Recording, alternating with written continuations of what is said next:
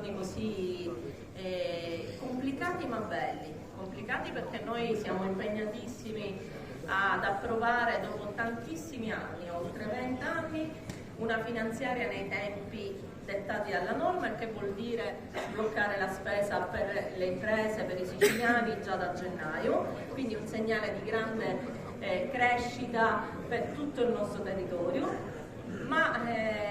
oltre a essere complicati per il lavoro che stiamo facendo, che lo stiamo facendo tutti insieme, lo stiamo facendo con grande energia, noi all'Assemblea regionale siciliana, i nostri deputati nazionali a Roma, proprio nelle stesse giornate, c'è anche il piacere di voler stare con le persone a cui si vuole bene, con i nostri parenti, con i nostri amici, con gli affetti più cari. Quindi sono giornate in cui questo senso di famiglia diventa un senso di famiglia allargata. Ecco perché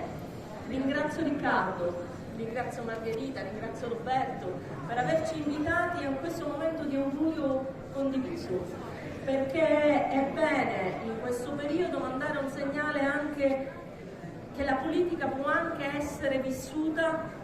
e deve essere vissuta come un servizio per il nostro territorio, come una passione per chi come noi ci crede e nel rispetto dei valori, degli ideali, nel rispetto delle persone. Questo è il messaggio più importante che noi tutti insieme vogliamo trasmettere, che condividere passioni, valori, ideali significa fare politica insieme per raggiungere obiettivi comuni e farlo nel rispetto dei ruoli e di ognuno di noi. Auguri e sereno Natale!